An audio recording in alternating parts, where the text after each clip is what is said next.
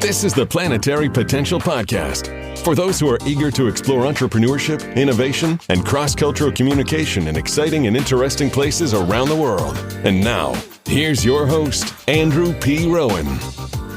Welcome to episode 6 of season 1.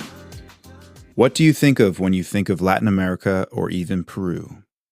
If the team at UTEC Ventures, an accelerator based at the University of Engineering and Technology in Lima, gets their way, then you'll soon think of Edtech or education technology.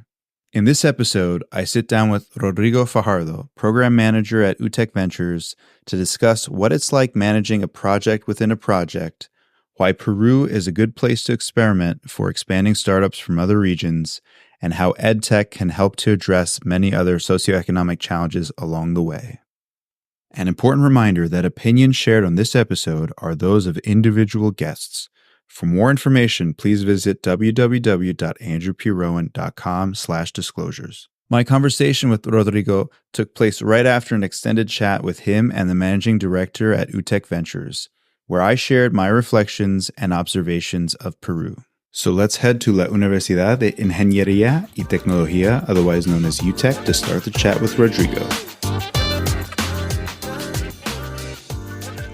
With me is Rodrigo Fajardo. He is the UTEC Ventures program manager here. We are on campus at UTEC, which is a gorgeous industrial design of a campus, very modern. And Rodrigo and I met a few weeks ago during an event that was here at their space. And the theme was emerging from Peru. So there were two guest speakers. One was talking about experience entering Mexico and then spending some time in Switzerland as well. Welcome, Rodrigo. Thank you. Thank you, Ron, for your invite. It's very happy to talk with you. And so I'm here in Lima now, kind of winding down my time. I've spent 3 weeks so far, 3.5 weeks here, getting to know Peru and, of course, the North in particular. Can you tell me a bit about UTEC Ventures and how you came to be program manager? Yeah, sure. So UTEC Ventures is the venture arm from the UTEC, that's the University of Engineering and Technology. First, I wanted to talk to you about a little bit of the university itself. Sure. This university quite young. We still have 5 to 6 years from the foundation date. And we started as a project from the biggest economical groups in Peru, banking, mining, everyone involved in the construction of the industry in Peru. And was thinking, and especially the Hochschild mining group, you would think as a university that was going to be the pillar for a new way of teaching engineer. Engineer that's not going to be only thinking about working in a company, but more of, I'm going to do research, I'm going to do new things, and I'm going to do startups, and I'm going to do innovation. I'm going to change the problems that are real problems here in Peru and in Latam. So in that way, when we started UTEC Ventures, it was in 2014. I say we as a team, not we as a me.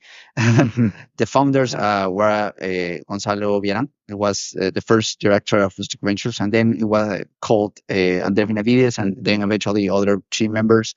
Yeah. And it will grew and grew the team, and that's the story of UTEC Ventures itself, like the region. And one thing that is really interesting about the funding of UTEC Ventures, it was that when they started, they thought about like what's going to be the biggest impact that we are going to have in the ecosystem. And in that year, there weren't a lot of startups. And one thing that it was at the core of UTEC Ventures was to create this like model startup or like biggest startup that will show everyone in the ecosystem, in their really young ecosystem, that good startup will be built here in Peru. And we're from like a global quality. Yeah, so it sounds like the university was created to kind of fit the needs of the century, the 21st century. And by extension, UTEC Ventures also is a major component of that vision for the university. And interesting to note that you mentioned not just here in Peru, but all of Latin America. So I'm curious to know, in the 5 years that UTEC Ventures has been around, you've made 32 investments today, and wondering, what has the experience been like? has an early stage project in an early stage project. Yeah. So that's a very interesting thing to ask. So we actually are actually we basically are a startup inside another startup. Uh-huh. Like kind of like it's the university itself move really fast as a university, as fast as like a university can move. But and now that also like give UTEC Ventures a lot of space to grow Mhm. and to see like the edge of technology and the edge of entrepreneurship that and see what are the pain points or the biggest points where we can make an impact. And across the years has been our work to see these pain points and to like address them. So we started, as I told you, like trying to grow like the business case of our great startup being our great Peruvian startup. So we started with the acceleration program, and eventually across the years we started like working through the vacuum of a growing ecosystem. So it was like, okay, we have to start working with the government, we have to start working with corporates, we have to start working with investors, and then with students and with academia, and across the years we have been working with them, and the experience of that is it's kind of like a fun analogy, but it's kind of seeing a McDonald's grow. You don't know where it's gonna be one, but it just pop out. So the ecosystem here in Peru grows like in the sprints. So you don't see the grow, and suddenly everything goes up. Like you have new incubators, new accelerators, new investors, and Yeah. new startups, and that actually enters a really good cycle of productivity that we are striving to get bigger and bigger. So if the growth is not linear, right? If the Yeah. growth is in spurts, then how do you kind of assess where you guys are in relation to your goals and objectives? Okay. So we try to we try to work as agile as we can and Mhm. with as many actors in the ecosystem as we can.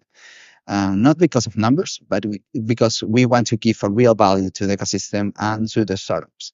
So one thing that's really important is that we are a non-for-profit university. Yeah. So that's like goes down to UTEC Ventures as being an extremely in strange place as a non-for-profit accelerator that invests in startups. So it's kind of so it's kind of weird, but that give us like the strength of being of making investment, but also Yeah. like the spirit and the passion to have to actually care about the impact. With that being said, we work with these sectors to actually see what is going to be their next steps, and what we can do to actually help them get to this vision that they have, and how are we going to adapt to this new ecosystem that's going to happen. So one thing that actually happened, it was like the second call for incubators. Yeah. That was a big movement for the government from the government. It was going to take another fund for funding incubators in different organizations, Yeah. and that moved the needle from. I think that the first fund was for 5 to 6 incubators, including us. Yeah.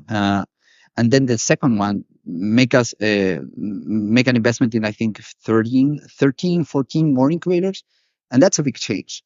That's a big change because there's the work of our whole ecosystem is going to be more distributed, and we can have more space to actually grow. So that's kind of like that's an example of a sprint that I tell you about. I see. Okay. One month from there, you have a lot of incubators, and you have eventually, because they have to work with the startups, you have a bunch of more startups.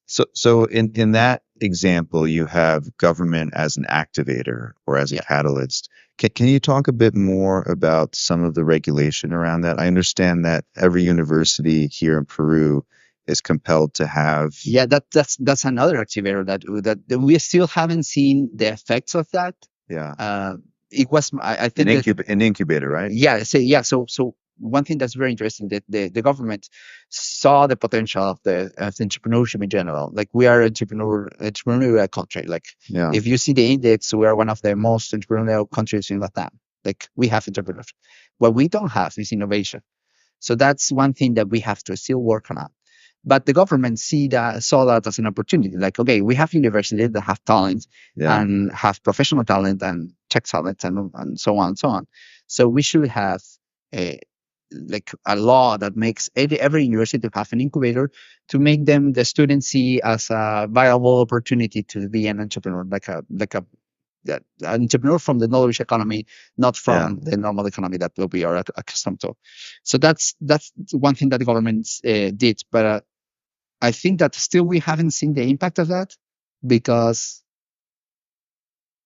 kind of like the government is really good, like in some institutions, like in Innovate and some other institutions, they work really well. But then there are actors that have to like work with these kind of funds or have to like oversee what they're doing, and they're still a little bit slow. So it's still, I mean, we have a bunch of universities here in Peru. What's the problem? So not all of them are quality universities. I see. So that makes that not all incubators are going to be from quality or are not going to be only like how do you say this, like a smoke screen. You just sit one person and say this is the entrepreneurship office. So just to meet the bare minimum requirements. Yeah, definitely. So compliance. So that's why I don't think that we still haven't seen impact. But from the other way, in the government, you also have Innovate Peru that have give funds for making incubators, and that has made an impact. Not in like in the general assessment. I mean, normally when you see this kind of making an ecosystem, it's slow, it's growing a community. So maybe in the macro, like if you see Peru as a macro ecosystem from startups, you're not gonna see a lot of difference. But it's because these incubators are like the first line of help. It's like from the whole system, they are the base of it. Yeah. So we still haven't seen this like huge impact in the top of the pyramid, but I think it's gonna come. So it's too soon, is what you're saying, to really assess the impact. Have you noticed any unintended consequences as a result of this regulation? Yes, sadly, yes. So as I told you, like some like for some universities, this is a small script, and from other more evil universities, it's going to be used for marketing purpose. So there's a huge trend. I mean, it's a wave. So you see the trend going from country to country. So since the social network, the movie from Facebook, like entrepreneurship has been a buzzword and a trend. So do you have a bunch of people, a bunch of university trying to sell this, like you're going to make your startup here, or you're going to enter, I don't know, X university and you're going to learn, and then you're going to do a startup and you're going to be a billionaire. And it definitely that's not the reality of anywhere. Sure. not even Silicon Valley. So that's one thing. Then you have a whole industry that has grown from this trend that sadly this government issue law that each university has incubated has like work as gasoline for the fire. That this whole industry of like coaches or they're not mentors, because mentors is a sacred word that every incubator and accelerator have to take care of. But there are coaches or consultants that they're going to tell you, we're going to we're going to make a digital transformation in your company, or we're going to make a startups with your company. And there are very few actors in the ecosystem that can actually achieve that, and that they have the talent and the resources and the experience to do that. I would also imagine that the influx of newly established incubators also contributes to muddling definitions of terms, in the sense that, you have different visions for what an incubator is or what it should be. And so there might or there might not be a lot of transferability across those definitions, right? We're talking about incubators here, and we're not even mentioning accelerators, right? That's a whole other topic.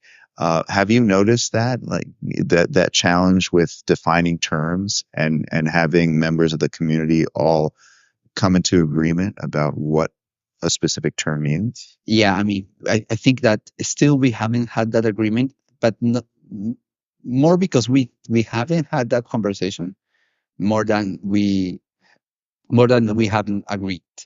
But I think that it's an issue in general. I think that the problem has come down even from the biggest start from entrepreneurship in the world. Like some people say, okay, I'm gonna take the definition of Steve Blank. Okay, I'm gonna take the definition of Eric Rice. Okay, I'm gonna take the definition of Paul Graham, and all of them are not wrong, but they are like different phases of of the same term. So even with that, that's complicated. And now with this, as you just talk about, with this influx of incubators, there have been a lot more confusion, and especially because this like influx of incubators, the problem that arises, okay, I'm gonna be the leader of an incubator, or I'm gonna run an incubator, but I don't have the capabilities. Okay, where do I get this knowledge? Sure. Okay, and the first thing that they do, that they shouldn't, is okay, I'm gonna get a consultant, or I'm gonna go get someone to help me. And So it sounds like a new industry has. yeah, it's a theater of innovation. Thankfully, there's a term for it. That's the theater of innovation. So, and that has been really an issue, because you have now small and medium companies call themselves startups, and then you have incubators tell you that this is a startup, and this basically is, I don't know, a company that sells notebooks, and it's definitely not scalable, and definitely I'm using a weird example, but not scalable, and that doesn't have any innovation in the product or in the business model. So it's like they're SMEs, right? PMEs or MIPEs, as you call them. MIPEs, Yeah, that must be frustrating. I think from one perspective. Yeah, I think at the same time it's an opportunity to educate the community, right? Yeah, and to establish, in this space here at UTEC Ventures, when we talk about these terms, this is what we mean specifically. And it's also interesting to know, and you're right, it's not unique to Peru here, the challenge of defining terms. I saw this very clearly in Vietnam, for example. What is a startup? So there's a very different mindset and growth trajectory for a cafe versus a software company. Yeah, and that's a mean that it's not about, and something that is really hard to get through the minds of people is that it's not the product. I mean, any product can be a startup.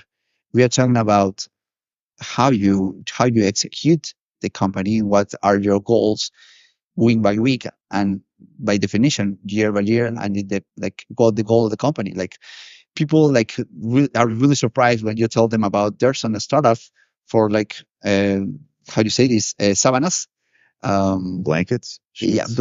Blank sheets, like Brookline in US. People are like, whoa, or like Casper, like who would imagine, or well, and they are in the same definition in a way. I'm not saying not the same, but they're in the same room as SpaceX.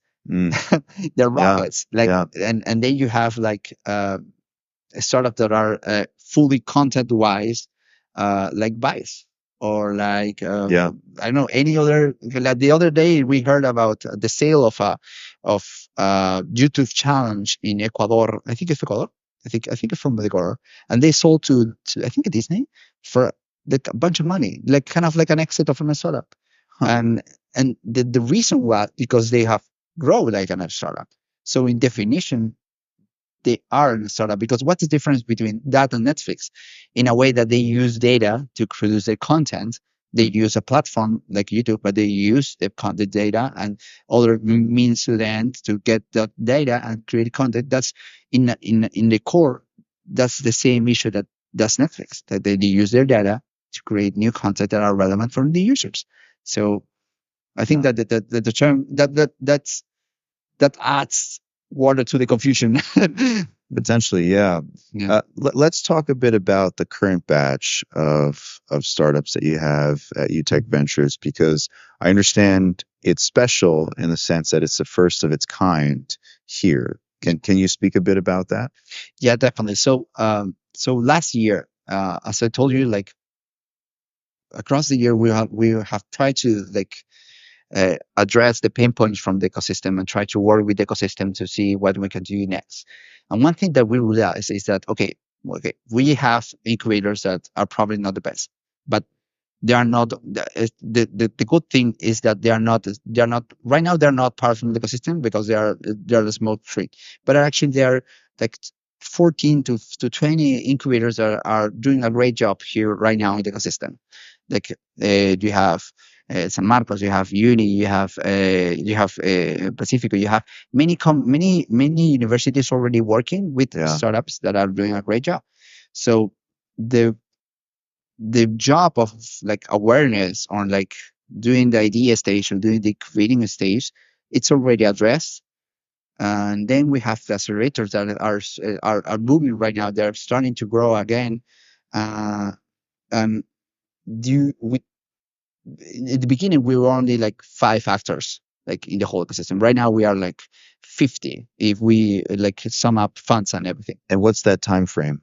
That has been from 2014 to 2018, 5 years to actually grow this number of factors. Like, and with this number of people trying to work in the ecosystem, now we have the opportunity. We told ourselves we now have the opportunity to actually make a vertical, to make a program that gives more value to the startup. So there's no problem with an agnostic program.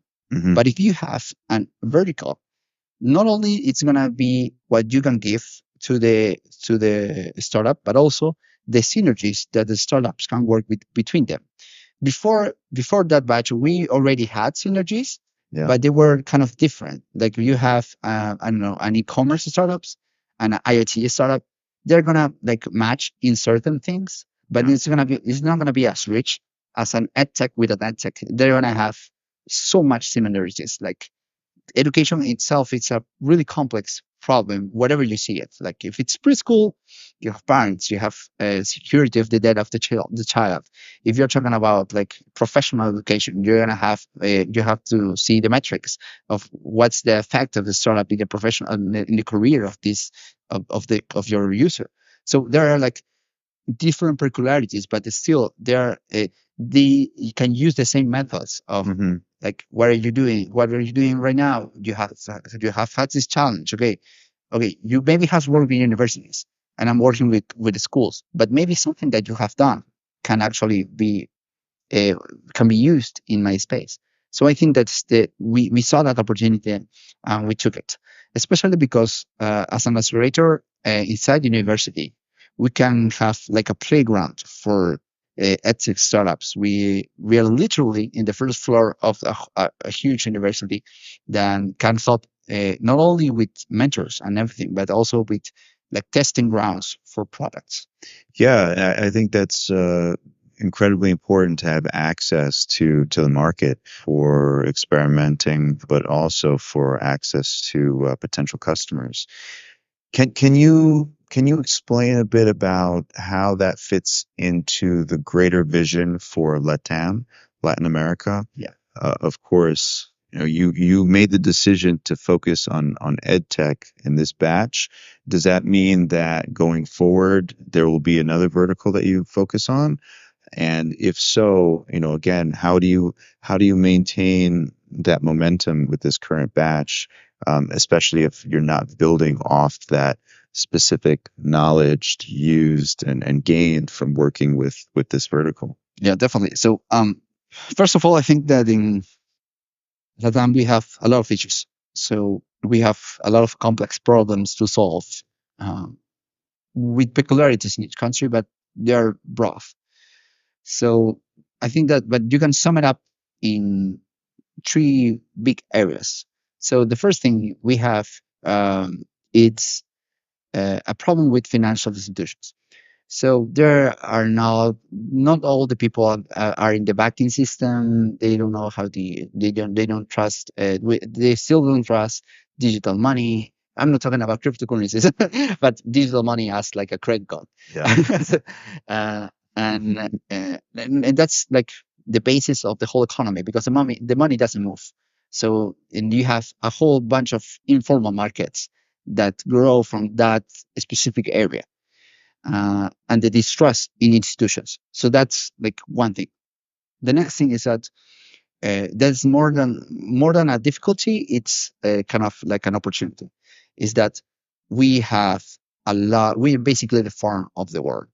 Like each country has their specific crops, but in general, we produce a lot of the food that the world eats, and that has been an activator for a whole bunch of companies and corporations that work in that area. But we still are in the 900 in the 20th century right now, in a way that we are only like exporting goods. We are not actually manufacturing anything. There are a few cases that are doing an excellent job across Latam. And actually, I'm going to talk about who are the actors who are working in these areas and why we choose what we choose. And the next thing is education. So one thing that I think it's across the world, but actually it could make a bigger impact here in an emerging market as Latam, is that education, it has the ability to actually solve all the problems, all the other problems that we have eventually.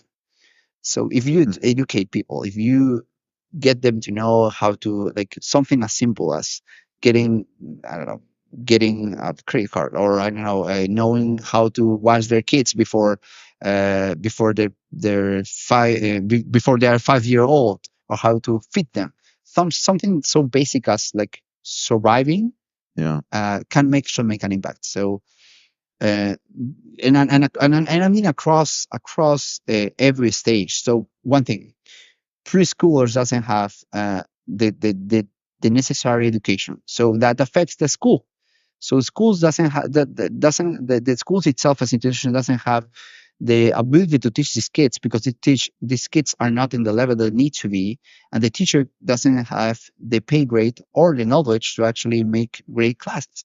So if you have the problem, the universities are going to have to have a lower level, and they are not going to show the kid how to, I mean, they should, but they don't show the kid how to learn, or how to be critical, or how to be creative, or how to do new solutions to problems that they affect the day to day.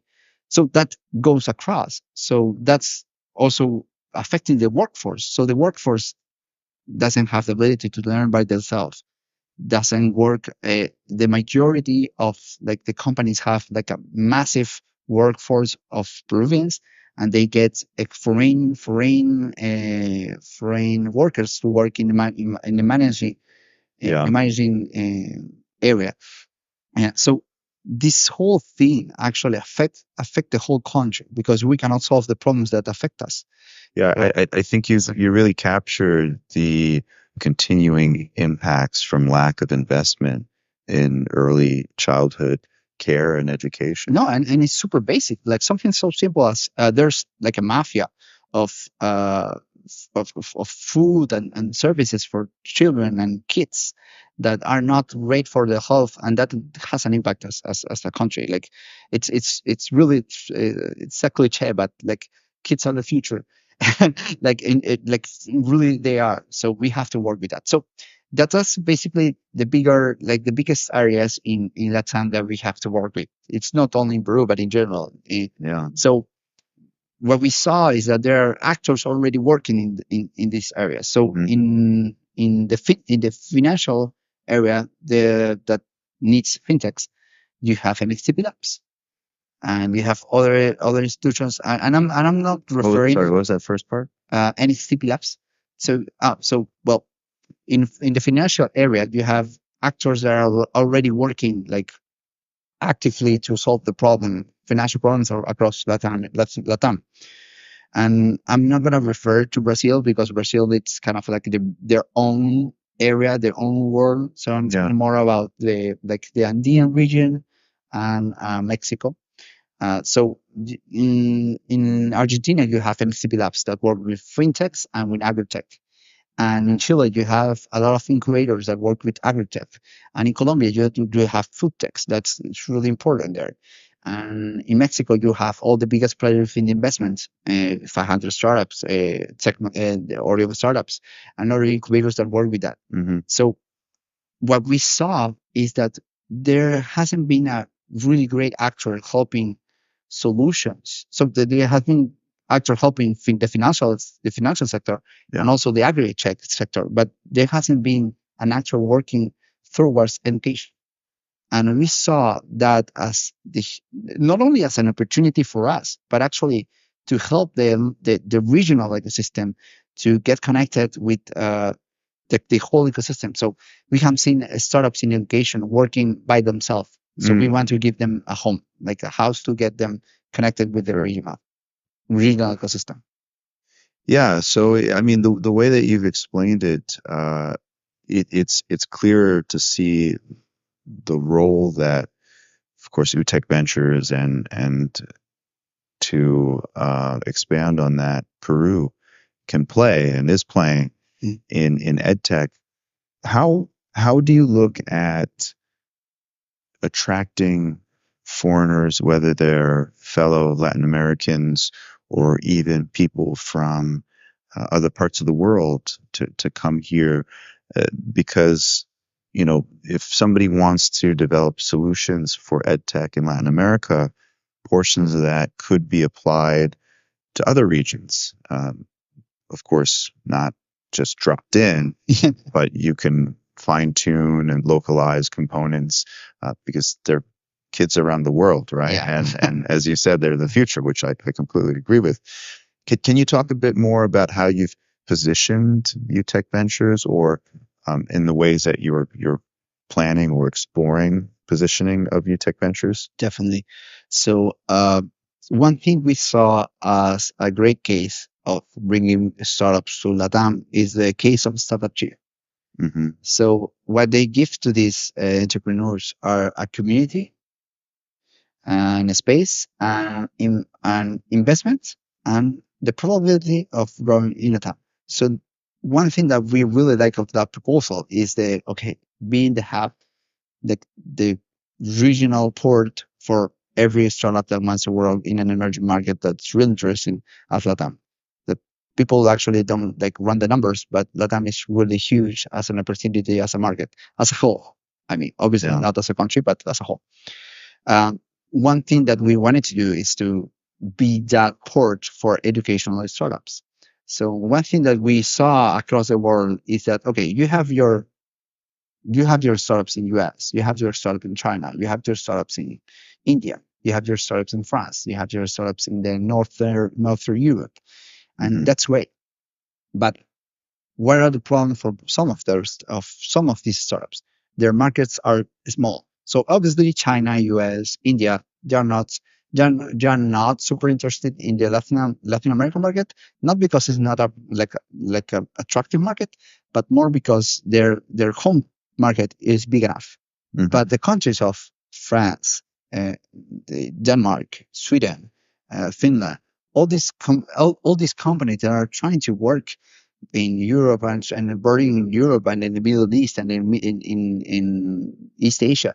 So you have specific startups that will love to be in a bigger market and that will work in Latin America. They don't have the means to come, and they don't know where to go.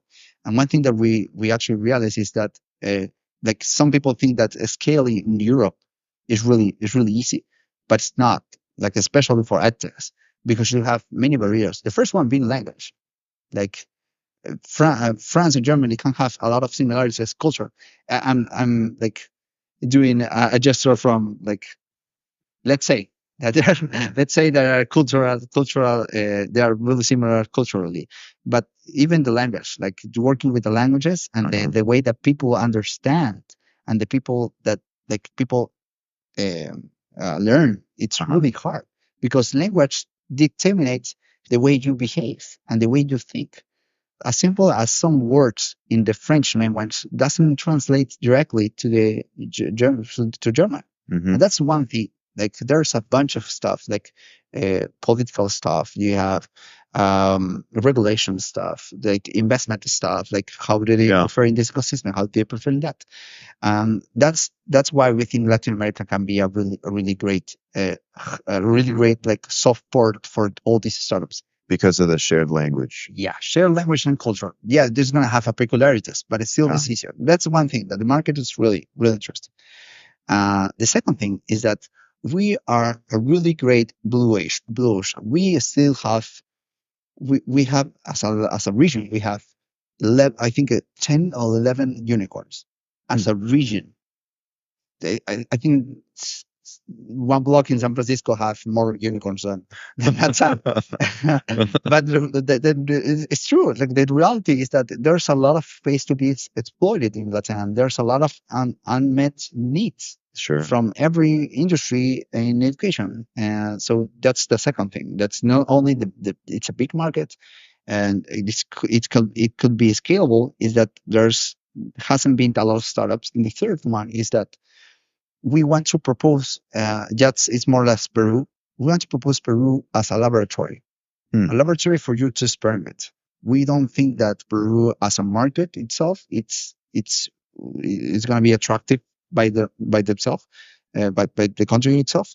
But we think that you can try things really cheaply and really fast. One thing that's really important is that Lima has 1/3 of the whole country. So you have one city with a bunch of people, like 10 million people in one city. It's going to help you do your growth experiment really quickly. Then you have the educational, the educational institutions that are really good, are really, they can be counted with your hand.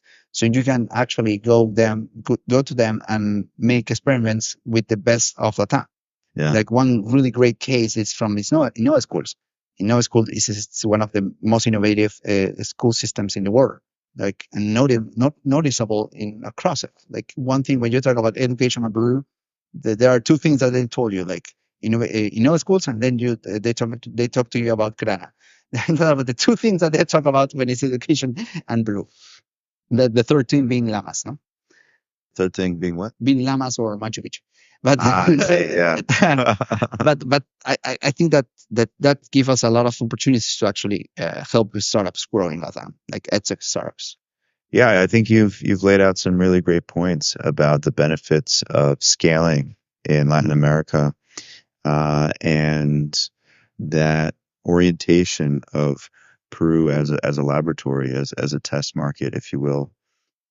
What has been the reaction from international startups? I know you have 2, is it? Yeah. In your current batch from nearby. Can you talk a bit about those and maybe if you know some insight about how they decided to join or why they decided to join? So one thing is that so in general, in our like prospect of a startup before choosing the ones we choose, there were a bunch of startups that, as I told you, they were like there. I think that there are like 2 sectors for startups. There's one type of startup that is the Latin American startups that actually are trying to go to like the biggest market as Mexico, or they're already there, but they don't have a partner to help them go through the valley of debt. So they know they can eventually like raise a really big fund. Like they have the potential of it, and they know it, but they don't have a partner right now to help them go through this space, and they want to do it fast. And that's basically the reason why accelerators like exist. And that's one thing. And the second one is the like international startups that have discovered the opportunities of being a Latin market, of the Latin market. One thing that it was really fun for me and interesting is that we were talking with a startup that I actually, it was a startup for K-12. I don't remember exactly what they did, but it was kind of like games and so for kids. One thing that he realized, it was okay. I'm going to Latam because I think this is the next step. I think it was from Middle East. Okay, forget the next step because I can go to Asia, but there are a lot of competition, there are a lot of investment. I want to go to a blue ocean, and I think Latam is going to be. And then we sent him the numbers of how big is the market in general, and he was like, "Whoa, I thought it's going to be big, but not as big as you just told me." And that actually like that resumed the whole thing, interaction with international founders that are from outside of Latam. It's like, okay, I didn't think that there are like things happening in Latam. One actor that have actually realized of that is the Chinese investors. Like they're investing in Edtech in Brazil, and they are really investing. Like like they are working with a lot of startups, and they are also like exporting things from other countries. Like in Finland, one thing that we realized is that half of the startup we met, it was like, okay, I'm in Finland, I'm in Denmark, and I'm in China. And I was like, okay, what happened What's there? the connection, right? Yeah, what's the connection? And was like, oh no, yeah, the Chinese investors, they're only investing at startups here, and they are like like getting into and being the bridge between Northern Europe Yeah. and China. Do you know if they're constructing those startups in parallel in China? Like once they invest in a startup outside of China, that they have a local team in China that recreates it, but for, let's say with Chinese characteristics. I mean, yeah. I mean, see, yes, I have actually one case. It's I think it's called Kide Science. Hmm. It's a startup that it's kind of. I will define it as an exchange startup. It's a transmedia startup that works with like video, written form, and applications and workshops, like offline workshops. It's kind of like this weird educational program that works really well. And what they have done is that they have they what you just said, like they get an investor, they got an investor from China, and they already are in China working with them, and they were like in three schools, and they were actually getting funds to scale the operation there. Like there wasn't even a thought in their mind, like I'm going to go to Europe. It was like, definitely I'm going to go to China. And do you see in the future that Chinese interest in Brazil spilling over or expanding to places like Peru, or is that already happening? Hasn't still happened, but I think that it's a matter of time. Like they're already investing in Mexico, they're already investing in Brazil. Like the next step, the next logical step is to go into the next to the Andean region to scout more startups. It's just a flight from 2 hours, and I think that it's going to be very interesting to have the Spanish speaking area, like to have some startup from there. They already have been interested for more. I mean, when not only Chinese investors but also Korean investors and Japanese investors are going through Latin America, like the SoftBank proposal of 5 billion for Latin America. And it's not a joke. And recently I saw a new a story in news that was another economical group are trying to invest another I don't know how many billions in Latin America. And I think that's the start. It's just the start of the snowball effect that is going to happen eventually. That the whole all the eyes, especially from Asia, they're gonna see LATAM as the last untapped market. One thing that we have, and we already have the star case, like Rappi, has grown a lot. Yeah. We have Colombian startup. Yeah, and actually, Unicorn. yeah, Colombia star, and one thing that we have, and that's a really interesting, like there's a really interesting infographic from CV Insights, like that shows the biggest startups in each country. Yeah. And two of them are from education, and the other ones are from food and logistics. So that gives you hints of something that's going to happen eventually. So Yeah. And you do you see a good fit for Latin America and China? Are there aligned interests in that relationship? I will think that yes. I mean, as a market, as a Latin American startup, you have 4 markets you can go. Well, 5. You have the Andean region, like expanded Andean region. Then you have Brazil. Can you be more specific with that first part? Oh yeah. So when you're a tech startup, you're starting any country in Latin America, especially in the Andean region. Let's say Argentina, Chile, Peru, Bolivia, Paraguay, Ecuador, Venezuela, Colombia, and Central America. Mhm. So you have the opportunity to see, okay, I'm already in my country. That doesn't mean I have to stay here. Okay, well, where I'm going to scale. So you can scale in the whole region, in the Andean region, the Latin American parts that are not Mexico and Brazil. That's one objective. Then you have Brazil. just as the country is really big. It has enough economic value as a market to being a whole market by itself. Yeah. And then you have also Mexico, that is the same issue. And then you have US as a country. And then you have China. Why I'm not saying Europe and Africa? Because then with that areas, you have a lot of different, a very different culture Yeah. and we are not connected as an ecosystem. As an ecosystem in Peru, we are connected to the US and we are very connected with Mexico.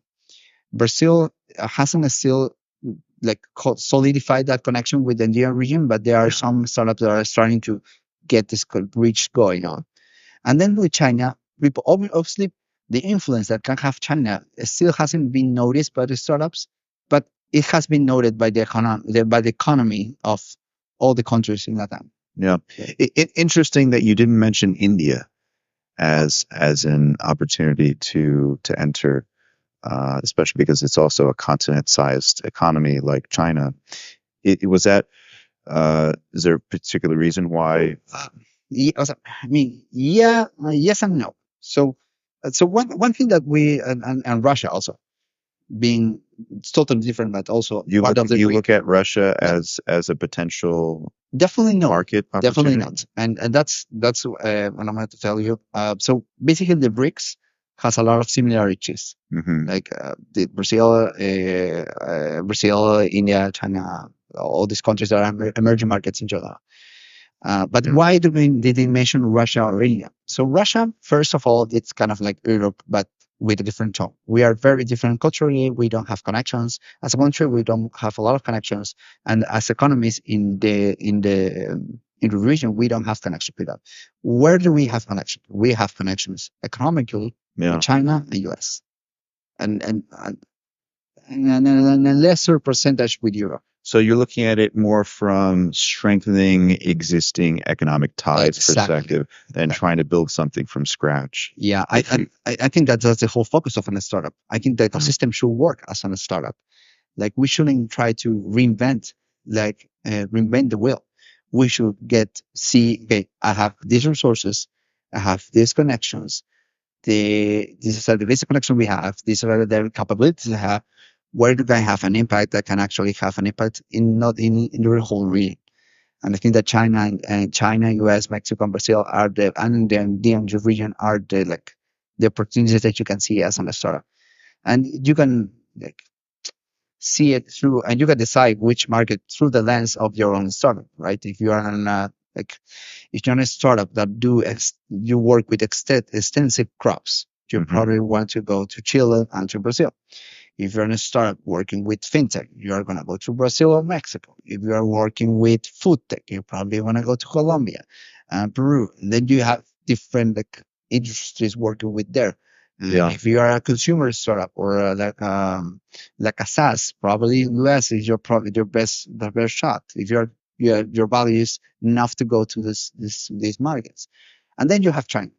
China, I think it's a market that's gonna go great with a bunch of them, especially because we are as emerging markets. We have a lot of customs that are very similar. Huh. And when we met last time, you said something interesting to me, which was there are always a few applications for the accelerator that come out of Vietnam. Can you expand on that a bit more? Yeah, definitely. So we as before doing the vertical program, we had a global goal, but we just allocate, I would say, 20%, 25%, 30% of our efforts to go to other markets besides Latam. Okay. And that was the idea. But since we did a vertical, we started working with more effort to going to the other markets.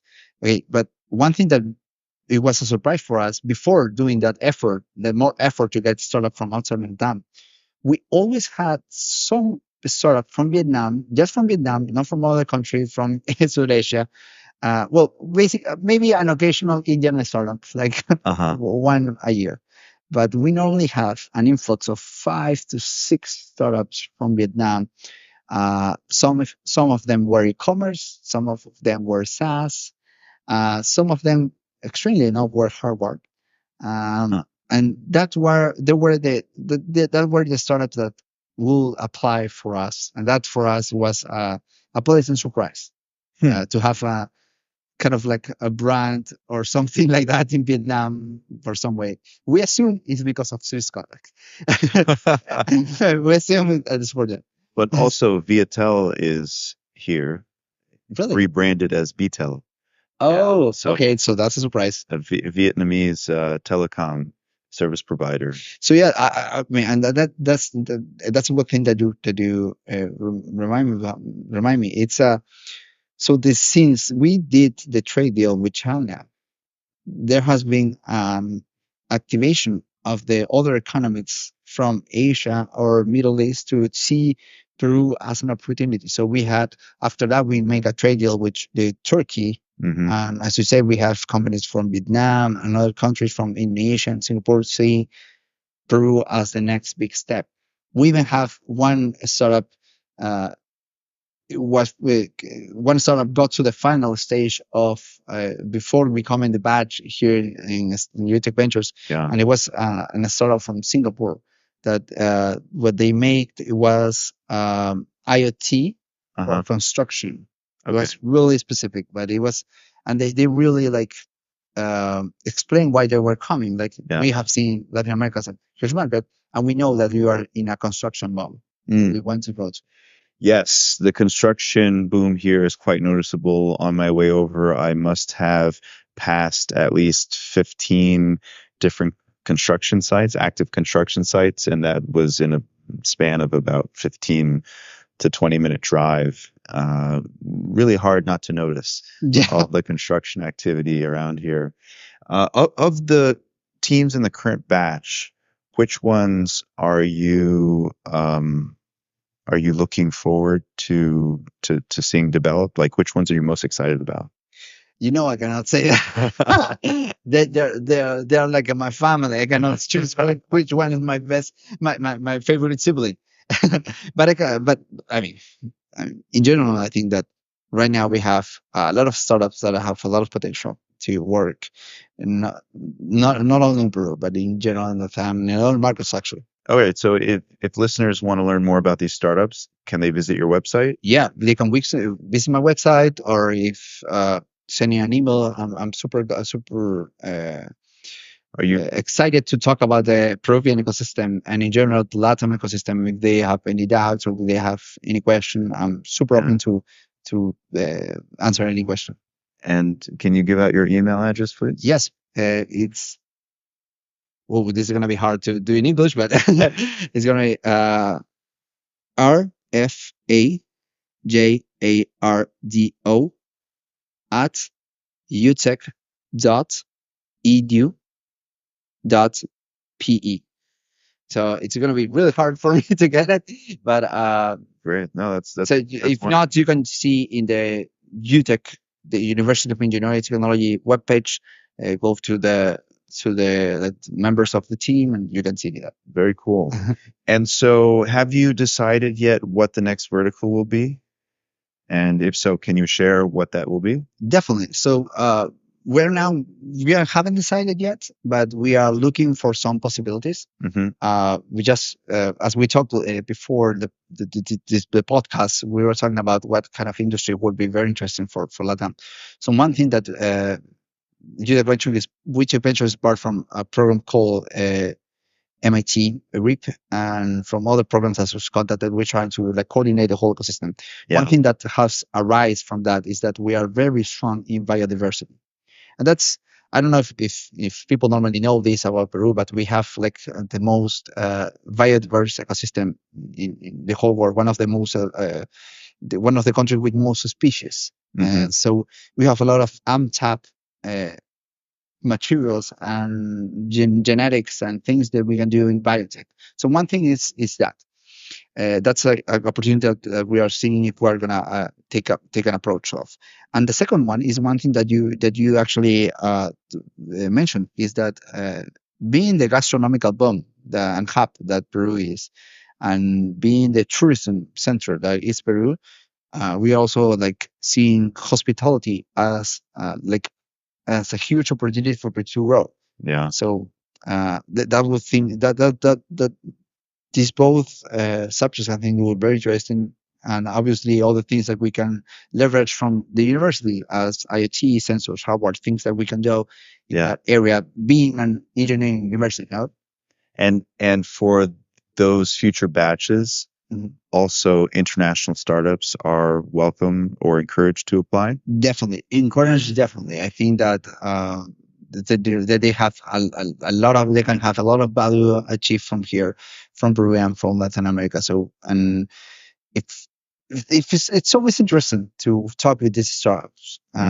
So if any of them also wants to like send a message, we're really happy to talk to them. Yeah, Just to see the opportunity. I'm thinking how exciting it'll be for the first Vietnamese startup to be in your batch, right? Yeah, no, that would be amazing. Like, actually, funny things. We, because of this conduct, I think it's called Exchange. We participate. Some of our female founders participate in that. And one thing that they always come when they all come from these trips that they have annually, like the competition, they always tell the same thing. It's like founders from Vietnam, they are monsters. They're super knowledgeable. They are super fast. They are really dedicated. And it's, it actually is, having a Vietnamese start is a no-brainer. Like Vietnam has one of the highest, as Peru, they have the highest index in entrepreneurship. So it's just a matter of time to have a Vietnamese startup that wants to come to Peru. That's super. Yeah, I'll definitely be following as that develops. Very exciting. As we draw to a close, I want to ask you: is there anything that we didn't cover that you want to share? Whether it's about you or UTEC or UTEC Ventures, Lima, Peru, Latin America, anything at all that you wanted to talk about now, or if you wanted to share perhaps the best piece of advice that you've ever gotten. No, that's a really great question. So just answering the first one. So one thing I think that people should know is that Latin American market, and as I told you in the whole podcast, is a great opportunity to start up to come because of the reason I've told you. But you don't have to go alone. There's a bunch of structures and a bunch of organizations already working on that. So I will say that one thing that I would like to like being the last message as I give it to in the podcast is that even if not I don't even refer from my of youth as institution of UTEC Ventures, but in general you can contact with any other institution there in the space, not only in Peru but in general in Latin America, because we have a bunch of problems that we need all the hands we can to help us solve that.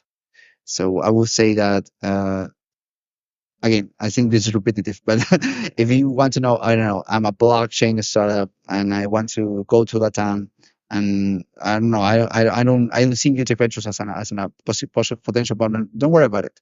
Send a message and I can contact you with other organizations across Latam that you think that I think that you probably would like to work with, because the most important thing that we want in Latam is to activate and to get a bigger ecosystem each day. So that will be a really great thing to do.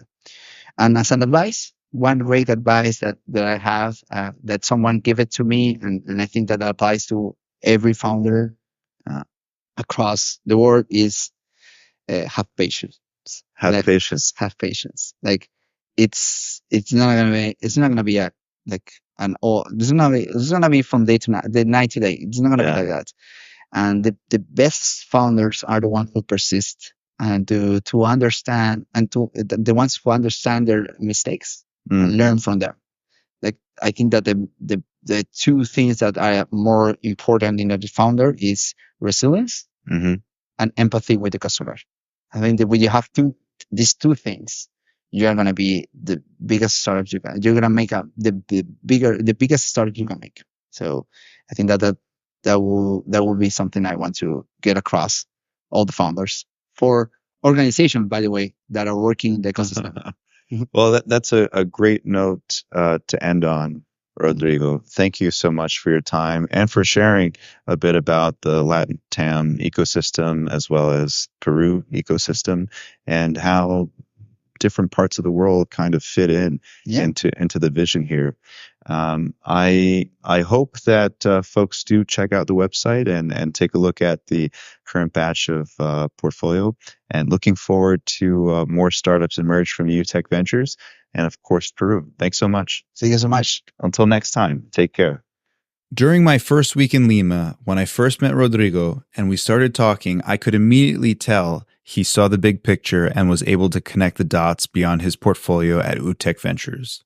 I especially appreciated his macro-level vision for Latin America and how Peru fits into it. It's clear to see how the perceptions of China are changing in Peru, and I agree that ties between Latin America and China, in general, will continue to deepen and strengthen. Thank you to Rodrigo and the team at UTEC Ventures for hosting me and sharing some of the exciting initiatives you're working on. I hope you'll join me next week when I sit down with a foreign venture capital investor who has made Lima his home. In the meantime, feel free to reach out directly to me if you'd like to learn more information about the Planetary Potential podcast, or if you'd like to learn more about upcoming interviews. Thank you.